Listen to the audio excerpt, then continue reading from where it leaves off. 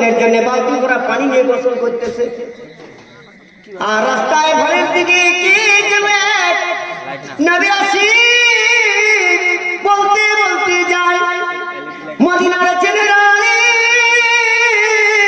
মদিনার মেয়েরা দিনের নবী নাই দিনের নবী উহুদে চিরবিদায়।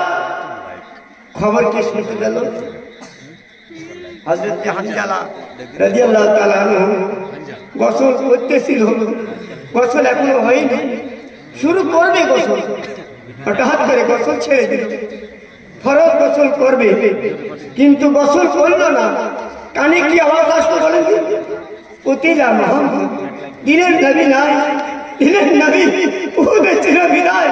খবরটা কে যেন দিচ্ছে, ও মদিনার লোকেরা, মদিনার মেয়েরা গো, দিনের নবী নাই, দিনের নবী উহুদে চিরবিদায়।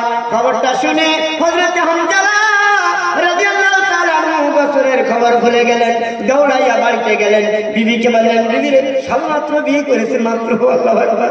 বিবিকে বলে, বিবি তোমার কাঁধে স্বামী গো, আপনি তো নাপাক, ফরজ গোসল করেন নাই, এই মুহূর্তে আপনি তোমারটা কি করবেন? বিবি দেখাবো দিনের নবী নাই, দিনের নবী উহুদে চিরবিদায়। আমি যে গোসল করবো, কেন গোসল করবো, কারে দেখাবো? আমার নবী তো নাই দুনিয়ার বুকে, আমার নবী যদি নাই তাহলে আমি কেন গোসল করবো? চাই আমি তোমার ইচ্ছে দাও। সবে মাত্র বিয়ে করেছে, সবেমাত্র তারা ফরজ গোসল করবো মনে করে আল্লাহু আকবার তলোয়ারটা নবীর কোথায় গোসল ভুলে গেল। তলোয়ারটা হাতে করে নিয়ে উহুদের ময়দানে আবার তিনি যুদ্ধ করতে লাগলেন। যুদ্ধ করতে করতে কয়েক হাজার কাফিরকে কাতিল করার পরে শেষ পর্যন্ত হযরত হানজালা রাদিয়াল্লাহু তাআলা আনহু শহীদ হয়ে গেলেন। ইন্না লিল্লাহি ওয়া ইন্না ইলাইহি রাজিউন। আমার নবীজি দুর্বল শরীর খারানিয়া বলে, ও সাহাবীরা রে, যারা শহীদ হয়ে গেছে তাদেরকে বিনা গোসলে খবর দাও। যারা শহীদ হয়ে গেছে তাদেরকে বিনা গোসলে খবর দিয়ে দাও। শহীদদেরকে বিনা গোসলে খবর দেওয়া হয় কেন? হুজুর, শহীদদের কি গোসল লাগবে না? এদেরকে কি বিনা গোসলে খবর দাও? আমার নবী বলেন না, এই রক্তমাখা অবস্থায় আমার সাহাবীরা যদি আমার মামুদের দরজায় দাঁড়ায়, আমার মামুদকে তারা ডেকে ডেকে বলবো, আল্লাহ আমরা বিশ্ব নবী, আমরা নবীর প্রেমে পড়ে, তোমার প্রেমে পড়ে আমরা শহীদ হইয়া রক্তমাখা অবস্থায় তোমার সামনে এসে দাঁড়াইলাম। আচ্ছা, এখানে চলেন যান। এদিকে তাদেরকে কি করা হচ্ছে? কবর দেওয়া হচ্ছে। এইদিকে ওই দক্ষিণ দিক দিয়া একটা মহিলা দৌড়ে আসতেছেন। নবীর চোখে পড়ে গেল কি মহিলা দৌড়াতে দৌড়াতে আসতেছেন। দেখি তো মহিলাটা কে? নবীদের সামনে এসে সালাম আনতে বলবো, সবাইকে বিনা গোসলে খবর দেন, আমার স্বামীকে গোসল ছাড়া খবর দেবেন না। কেন কেন তার স্বামীকে বিনা গোসলে খবর দেবে না? কেন তিনি আপত্তি করছে? কে মহিলা, তুমি কে, কোথায় বাড়ি, কি পরিচয় তোমার?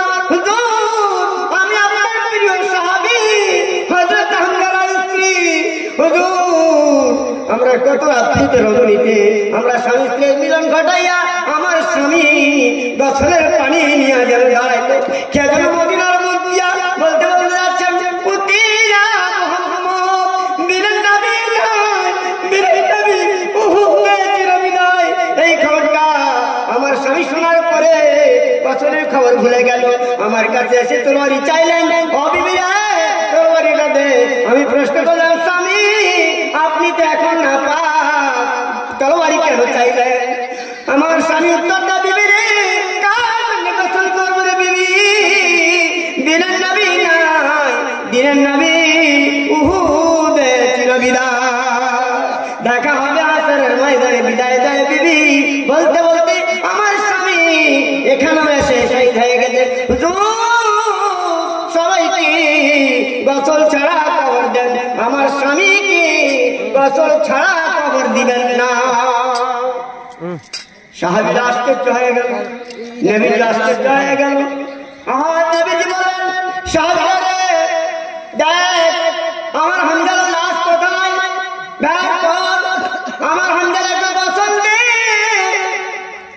এই দিক টাকায় আমার হামজালার লাশ পাওয়া যায় না, ওই দিক টাকায় হামজালার লাশ পাওয়া যায় না, ওই দিক টাকায় হামজালার লাশ পাওয়া যায় না।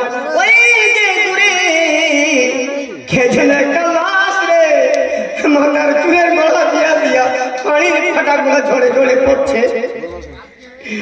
আপনি হযরত আলী মুর্তজা শরীফ খোদা দৌড়ায় গিয়ে দেখেন যেন পাশাপাশি যাচ্ছেন। আমার নবীজি বলেন, আলী হামজালার পাশে চাইস না, তার গোসল হয়ে গেছে রে। সুবহানাল্লাহ, কি করে গোসল হলো? আল্লাহ তাবারক ওয়া তাআলা জিবরিল আমিন দিয়ে দেয়া কে বলে দিল, ও বন্ধু তোমার হামজালাকে আমি জান্নাতের পানি দিয়ে তাই গোসল করিয়ে দিলাম। আল্লাহু আকবার। দয়ার নবী পাশাপাশি দাঁড়ালেন।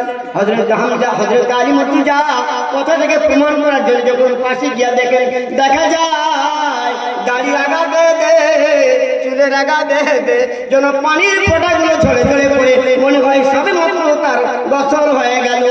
আশিকের রাসূল কারে বলা যায়? তোমায় আমার আশিকের রাসূল বলা যায় না। তুমি তো আমার নবীকে মরা নবী বলো, তুমি তো আমার নবীকে মরা নবী বলো, মাটির নবী বলো, বহু রকমকে তিরস্কার করো। আশিকের রাসূল বোঝা যায়, সাহাবীদের চরিত্র দেখো, আশিকের রাসূল কাকে বলে। একবার শরীফ পড়েন। আপনারা যে একটু ধৈর্য ধরে শুনতেছেন, আমার তো মন চায় যে শুনুন, কথা বলা যায়, কিন্তু তার ভিতরেও কি বলছে লাজ ও লজ্জায়। এখন বাপ্পাটাই বসে আছে, আর আমরা যদি শুনতে না চাই, ওরা বুঝি লজ্জা পাবে, তাতে আপত্তি কিছু নেই, আর লজ্জার কারণ নেই। ঘটনা হচ্ছে বন্ধু, আমার বলারও খুব একটা এনার্জিও না, কিন্তু আমি চাই কিছু শোনাই আর কিছু শোনো, আর কলিজার ভিতরে ইশক মহব্বত রাসূলুল্লাহ সাল্লাল্লাহু আলাইহি ওয়াসাল্লাম ঢুকিয়ে নিন, তাহলে আপনার নামাজ কায়েম হবে। একবার দরুদ পড়া যাবে না? আল্লাহুম্মা সাল্লি আলা সাইয়্যিদিনা মাওলানা। শেষ করব? বলুন, শেষ করব? আপনারা বলেন। হ্যাঁ